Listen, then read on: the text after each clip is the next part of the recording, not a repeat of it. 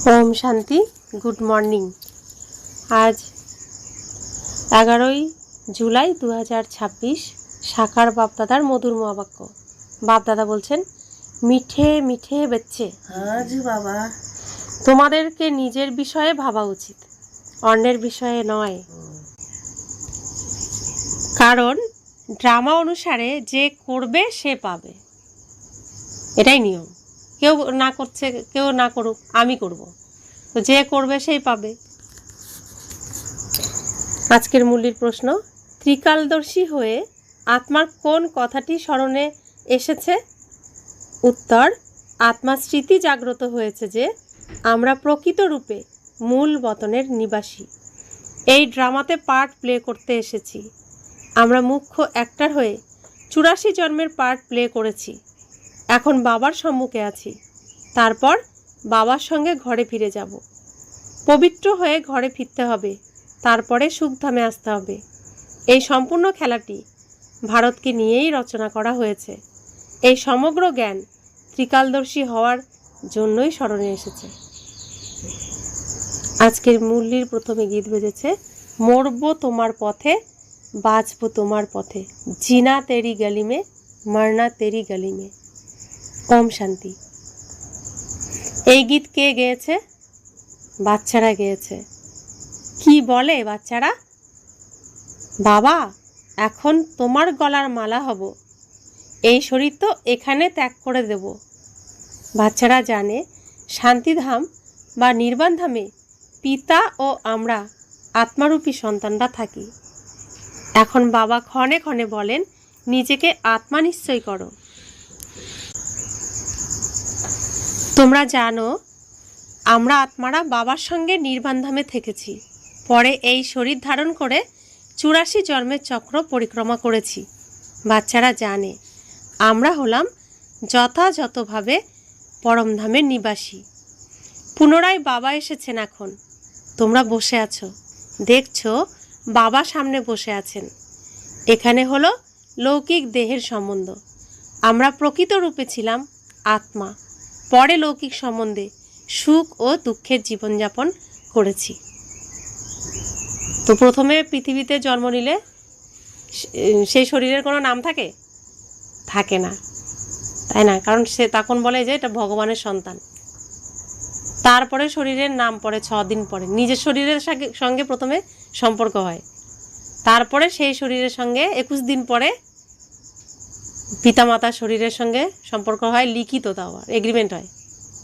হ্যাঁ, লিখিত নাম পড়ে না, মা বাবার নাম, সন্তানের নাম, এগুলো রেজিস্টার করা হয় 21 দিন পরে, তাই তো? তাহলে লৌকিকটা তো পরে পাচ্ছি, আমি আসলে প্রথমে ভগবানের সন্তান। এখন তোমরা আত্মারা ত্রিকালদর্শী হয়েছ।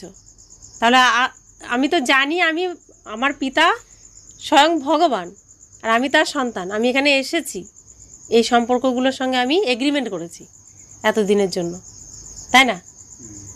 তাহলে আমি আসলে কে জানি যখন, তো সম্পর্ক কার সাথে রাখবো? বাবার সাথে রাখবো। কেউ রাখুক না রাখুক, আমি তো রাখবো। তো এটাই তো বাবা বারবার বলছেন, যে ক্ষণে ক্ষণে মনে করিয়ে দিচ্ছেন যে তুমি আত্মা, তুমি আত্মা আমার সন্তান, তুমি আত্মা আমার সন্তান। তো বাবা বলছেন, এখন তোমরা আত্মারা ত্রিকালদর্শী হয়েছ। বাবাও 3 কাল 3 লোকের বিষয়ে জানেন, তোমরাও জানো, ক্রম অনুযায়ী, পুরুষার্থ অনুসারে। পড়াশোনার স্মৃতি তো থাকাই উচিত। এখন স্মরণে এসেছে, বাবা বুঝিয়েছেন তোমরা হলে মূল লোকের নিবাসী। এখন তোমরা বাপদাদার দ্বারা ত্রিকালদর্শী হয়েছ। তোমরা জানো এই ড্রামাতে আমরা হলাম মুখ্য অভিনেতা। সম্পূর্ণ ড্রামার নলেজ এখন তোমাদের বুদ্ধিতে আছে। স্মরণে এসেছে আমরা অর্ধকল্প সুখধামে থাকি, সেখানে রাবণ নেই। আমরা আত্মারা সম্পূর্ণ 84 জন্মের চক্র পরিক্রমা করি। এখন বাবা সম্মুখে বসে আছেন। বাবা তোমার শ্রীমত অনুসারে চললে আমরা তোমার সঙ্গে যাব। যতখানি সম্ভব তোমাকে স্মরণ করব। বাচ্চারা, তোমাদের সারাদিন এই চিন্তনে থাকা উচিত, কারণ তোমরা ত্রিকালদর্শী হয়েছ। উঁচু থেকে উঁচুতে হলেন ভগবান, তার সঙ্গে তোমরা বাচ্চারাও উঁচু থেকে উঁচুতে থাকো। এখন বাচ্চারা তোমাদের নিজ পরমধামের কথা স্মরণে এসেছে। আমরা পবিত্র হয়ে নিজের পরমধাম গৃহে ফিরে যাব। পিতা শিবের পূজা হয় তো শালগ্রামেরও পূজা হয়। বাবা স্বয়ং এসে আত্মাদেরকে পবিত্র করেন। আত্মাদের পবিত্র করেন একমাত্র শিব বাবা, অন্য কেউ পবিত্র করতে পারে না। এখন তোমরা সম্পূর্ণ ড্রামার খেলা জেনেছ। তোমরা বুঝেছ ভারতকে নিয়েই খেলাটি রচনা করা হয়েছে। অতএব বাচ্চারা, এখন বাবা তোমাদেরকে সম্মুখে বসে বোঝাচ্ছেন। প্রত্যেক জীবাত্মা জানে বাবা হলেন জ্ঞানের সাগর। তাকে ভক্তিমার্গে আত্মারা স্মরণ করেছে এবং তাঁর কাছে প্রতিজ্ঞাও করে এসেছে, বাবা তুমি এলে আমরা অবশ্যই তোমার শ্রীমত অনুসারে চলব। এই কথাটি কোনো লৌকিক সম্বন্ধের কথা নয়। তোমাদেরকে দেহী অভিমানী হয়ে এই চিন্তন করতে হবে যে আমাদেরকে একমাত্র অসীম জগতের পিতার শ্রীমত অনুসারে চলতে হবে, তাঁর কথাই মেনে চলতে হবে। তিনি তো খুব সহজ করে বুঝিয়ে দেন। তোমাদের তৃতীয় নেত্র এখন খুলেছে। এই জ্ঞান তোমাদের এখনই আছে। মূল বতনে বাবা ও বাচ্চারা থাকেন। এই জ্ঞান আমরা এখনই জানি, পেয়েছি। সেখানে এই কথা কারো নলেজে থাকে না। মূল বতনে আমরা যখন যাব আর কিছু মনে থাকবে না।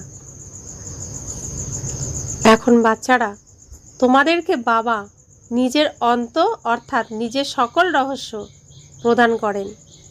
তিনিই হলেন জ্ঞানের সাগর। অন্য কোনো সৎসঙ্গে এমন বলবে না যে বাবা আত্মাদেরকে অর্থাৎ আমাদেরকে পড়ান। এই কথা তোমরা জানো। ক্ষণে ক্ষণে তোমাদেরকে বলতে হয় দেহী অভিমানী হও। বাবা বারবার মনে করিয়ে দেন, দেহী অভিমানী হও। আত্মা হলো এই ড্রামাতে একটি অ্যাক্টর, পার্ট প্লে করে। আমরা আত্মারা দেহরূপী বস্ত্র ধারণ করেছি, আর ওই অ্যাক্টররা স্থূল পোশাক বদলায়। তোমরা আত্মারা নিরাকারী দুনিয়া থেকে এখানে এসে এই দেহরূপী বস্ত্র ধারণ করো। তারা শুধু নিজের পোশাক বদলায়। আমরা আত্মা, আত্মাদেরকে বাবা পুনরায় এসে রাজযোগে শিক্ষা প্রদান করছেন। তা আমরাও তো যখন প্রথম দিন পৃথিবীতে এসে একটা জামা পরেছিলাম, সেই জামাটা কোথায়? কে খুলে দিয়েছে? 6 মাস বয়সে একরকম জামা ছিল, 1 বছর বয়সে একরকম জামা ছিল, 16 বছর বয়সে একরকম, 22 বছর বয়সে একরকম। এখন যে যার বয়সে যে আছে, এখনকার জামা একরকম।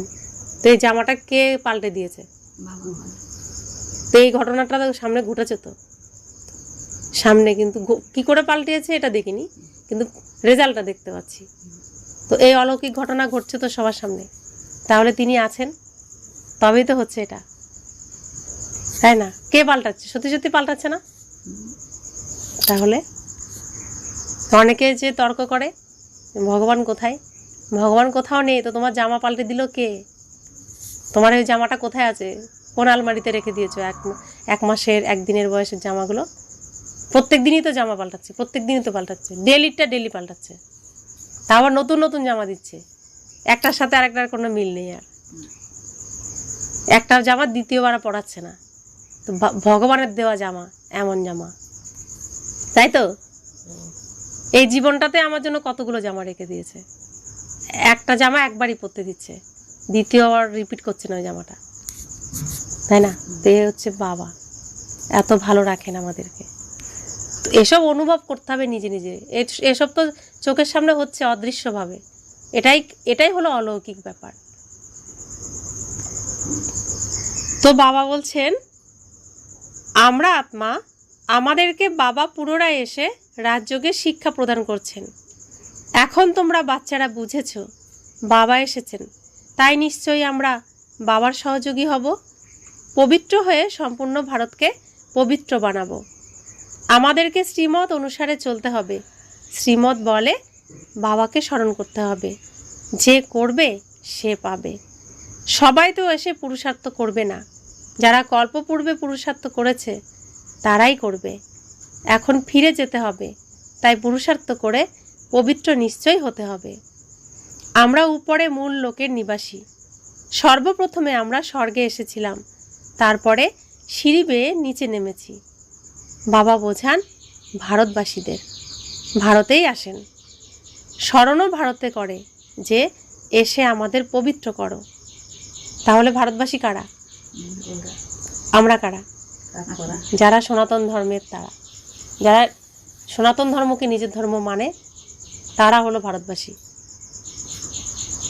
আত্মা তো সকলেই তো ভারতবাসী না। তো যারা নিজের সনাতন, নিজেকে আত্মা মনে করে, আত্মা মানেই সনাতন, তো আত্মার ধর্মে যে নিজেকে রাখবে, আত্মার ধর্মকে যে মানবে, সেই সনাতন, আর তারাই হলো ভারতবাসী। তো বাবা বলছেন, শরীর ধারণ করে আমাদের শ্রেষ্ঠ কর্ম শেখাও বাবা। শরীরের নামও বিখ্যাত, এ হলো ভাগ্যশালী রথ। বাবাও বলেন, আমি সাধারণ দেহে প্রবেশ করি। আগেও বলা হয়েছিল, বাচ্চারা তোমাদের স্মরণে এসেছে যথাযথভাবে 5000 বছর পূর্বেও বাবা এই কথাই বলেছিলেন। অন্য কেউ এ কথা বলতে পারে না। তো বাবা বলছেন, দেখো আমি সাধারণ দেহে প্রবেশ করি। আর বাবা যদি সাধারণ দেহে প্রবেশ না করতেন, ভগবানকে যদি সবাই চিনে ফেলতো, কি হতো? কোনো একটার যদি আসে, যেমন হাজার হাজার লোক, কোনো মন্ত্রী আসলে হাজার হাজার লাখ লাখ লোক, আর ভগবান আসলে কি হতো? কোটি কোটি লোক চলে আসতো। আমরা তো পড়াশোনাই করতে পারতাম না। তিনি তো সাধারণ বেশে আসবেন, তোমাকে চিনে নিতে হবে যে তিনি এসেছেন। তিনি যেই রূপে আসবেন আমি চিনব, আমার সাথে ফাঁকি দেওয়া চলবে না। আমার বাবাকে তো আমি ঠিক চিনেই নেব। শ্রীকৃষ্ণ যেই রূপেই যখন থাকবে আমি ঠিক চিনে নেব। তো পালনকর্তা, তাকে চিনব না? যেই রূপেই থাকুক না কেন আমি ঠিক চিনে নেব। তো এই গুণ, এই ক্ষমতা কোটিতে কয়েকজনেরই, কতিপয় কেউই এই ভাগ্যটা প্রাপ্ত করেছে। চিনতে পারবে ভগবানকে কোটিতে কেউই। তো বাবা বলছেন, একমাত্র বাবা বলেন, 5000 বছর পূর্বেও আমি এই শরীরে এসে তোমাদেরকে বুঝিয়েছিলাম। বাচ্চারা, এখন আবার তোমাদেরকে বলি, আত্ম অভিমানী হও।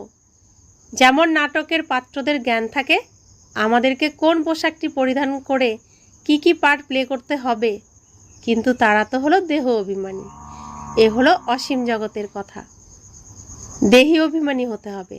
আমরা প্রকৃত রূপে হলাম আত্মা। ওখানে নিজেরা ইচ্ছে করে পোশাক পাল্টে নিজেদের মতো তৈরি করে, আর এখানে আমার জন্য পারফেক্ট পোশাক বাবা বানিয়ে রাখেন। আর এই জীবনেই তিনি রোজ আমার পোশাক পরিবর্তন করে দিচ্ছেন, তাই না? তো বাবা বলছেন, এ হলো অসীম জগতের কথা। দেহি অভিমানী হতে হবে। আমরা প্রকৃত রূপে হলাম আত্মা। এখন আমাদের পাঠ পূর্ণ হচ্ছে। বাবা সম্মুখে বসে সব কিছু তোমাদেরকে বোঝাচ্ছেন, এই কথাটি ভুলে যাবে না। মায়া অনেক বিঘ্ন সৃষ্টি করে। বাবা বোঝান, বাচ্চারা তোমরা কোনো রকম বিকর্ম করবে না। মনে ঝড় অনেক আসবে, নিজের পরীক্ষা নিতে হবে। আমাদের কর্মেন্দ্রিয়গুলি চলমান হয় না তো? আমরা কাম বিকারকে জয় করতে পারি কি? তোমাদের জন্য তো খুব সহজ। আমরা আত্মা, এক পিতার সন্তান। বাবার সঙ্গে যোগযুক্ত হতে হবে। কর্মেন্দ্রিয়গুলি চলমান হওয়া অর্থাৎ দেহ অভিমানে থাকা, তাই না? তোমরা কাউকে ভয় করবে না, নির্ভয় হতে হবে। যেখানেই যাও সাক্ষী স্বরূপে দেখতে হবে আমরা তো আত্মা। এই খেলাটি তোমরা পুরোপুরি জেনে গেছো। উঁচু থেকে উঁচু হলেন বাবা, এই কথাটি বুদ্ধিতে আছে। তাকে বিন্দু বলা হয়। নিরাকারী দুনিয়ায় আত্মাদের বৃক্ষ আছে। বীজ থেকে বৃক্ষ উৎপন্ন হয়, তারপরে ক্রম অনুসারে পাতা বেরোয়। এও ঠিক সেই রকম। উপরের থেকে ক্রম অনুসারে আত্মারা নিচে নেমে আসে। আত্মা কিভাবে প্রবেশ করে, কিভাবে বেরিয়ে যায়, তা কেউ দেখতে পায় না। এখন বাবা বোঝাচ্ছেন, তোমাদের আত্মা পতিত হয়েছে, তাকে পবিত্র করো। ব্রহ্মার দ্বারা শিব বাবা বসে বোঝান। বাবা কর্মেন্দ্রিয়ের সাহায্যে তো কথা বলেন, তাই না? আত্মা বিন্দু যদি এর ভিতরে না থাকে তবে কর্মেন্দ্রিয় কিছু করতে পারবে না। এত সূক্ষ্ম বিন্দু কতখানি পাওয়ারফুল।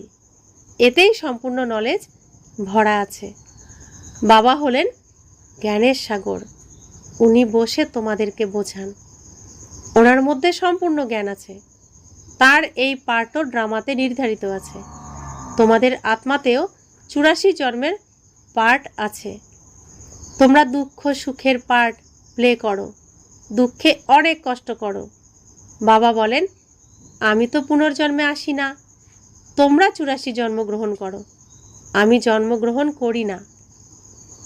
বাচ্চারা, আমি এসে তোমাদেরকে সহজ যুক্তি বলি যে আমাকে স্মরণ করো, তাহলে পবিত্র হবে।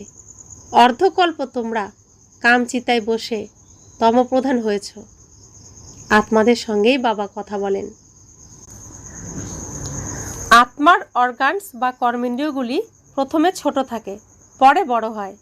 আত্মা তো ছোট বড় হয় না। আত্মাই বলে, পতিত পাবন এসো। আত্মা বাবাকে ডাকে। বাবা বলেন, আমি কল্প কল্প আসি। কল্প মানে কি? 5000 কল্প মানে হচ্ছে এই পৃথিবীতে যে সিনেমাটা চলে, এই সিনেমাটাকে বলা হয় কল্প। তো একটা কল্প শেষ, আর একটা কল্প শুরু হবে। এই শুরু আর শেষের মাঝখানে আসেন। তো শেষও করাতে হবে ডাইরেক্টরকে, আবার শুরুও করাতে হবে ডাইরেক্টরকে, তাই তিনি আসেন। তো কল্প মানে হচ্ছে সিনেমা। তোমরা পতিত, তোমাদেরকে পবিত্র করতে আসি। এখন তোমরা জানো আত্মা কিভাবে আসা যাওয়া করে। মানুষ খুব বুদ্ধি খাটায় যে আত্মা কিভাবে বের হচ্ছে দেখি, কিন্তু কেউ জানতে পারে না, কারণ আত্মা হলো অতি সূক্ষ্ম।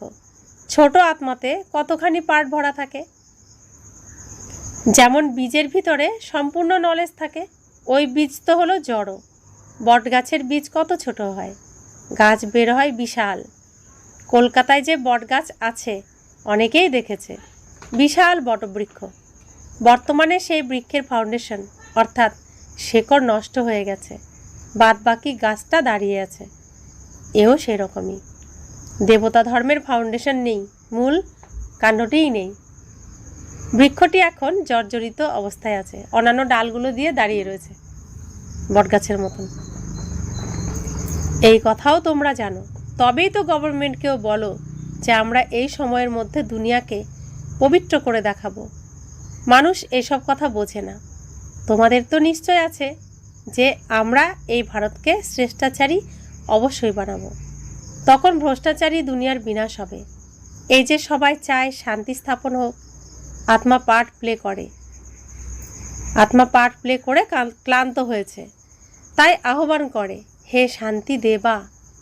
এই কথা তো বোঝে না যে আত্মা হলো শান্তস্বরূপ। কিন্তু এখানে আত্মাকে কর্মেন্দ্রিয়ের দ্বারা কর্ম তো নিশ্চয়ই করতেই হবে। আত্মা বলে শান্তি দাও। এই কথা কেউ জানে না যে শান্তিধাম আলাদা, সুখধাম আলাদা। সুখধামে অল্প সংখ্যায় মানুষ থাকে, ওই হলো পবিত্র দুনিয়া। সেখানে কেউ শান্তি চায় না। কর্ম তো সেখানেও করে, কিন্তু সেখানে অশান্তি হয় না।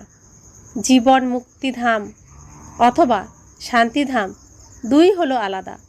সত্যযুগে জীব আত্মাদের কাছে সুখও থাকে, শান্তিও থাকে, এবার হেলদি ওয়েলদি থাকে।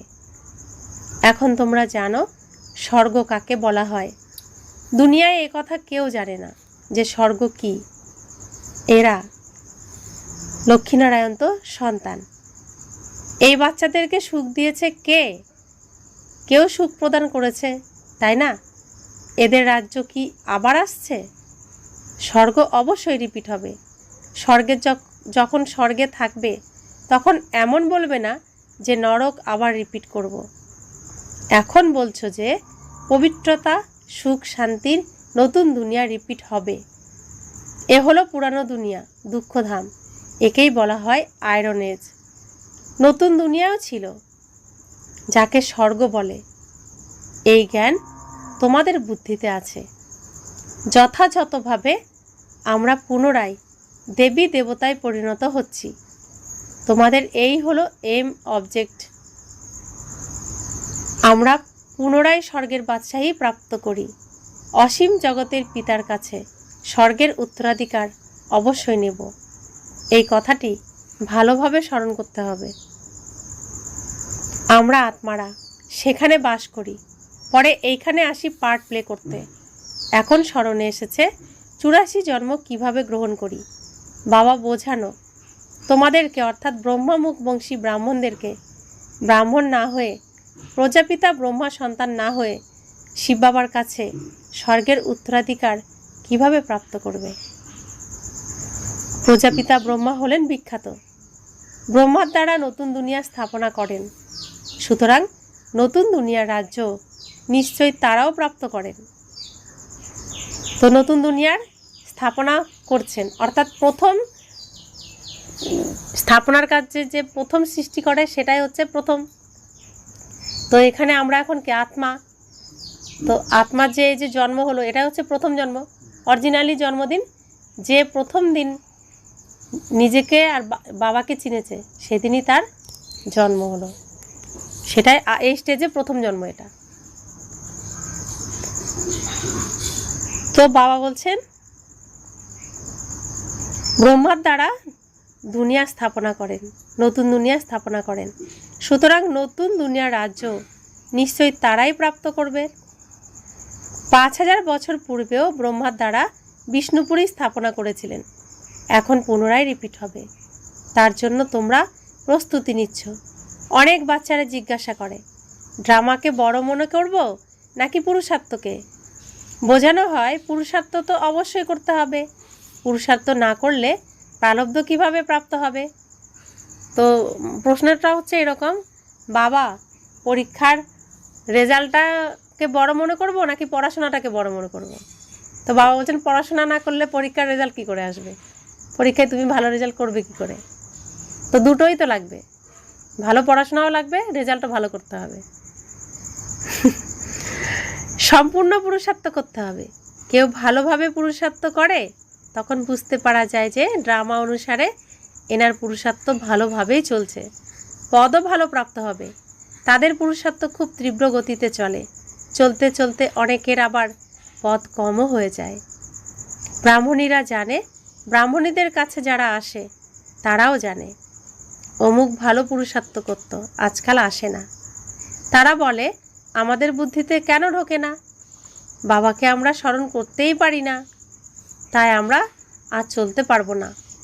এটা হলো উঁচু লক্ষ্য, এমন এমন কথা লিখে দেয়। মুখ্য কথা হলো নির্বিকারী হওয়া, মুখ্য কথা হলো নির্বিকারী হওয়া। বিকার ত্যাগ করা খুব কঠিন। তোমরা জানো ড্রামা অনুসারে কল্পপূর্বের মতন এদের এমন অবস্থা চলছে। अच्छा, मीठे मीठे सिकिलदे बच्चों प्रति माता पिता बाप दादा का याद प्यार और गुड मॉर्निंग। रूहानी बाप की रूहानी बच्चों को नमस्ते।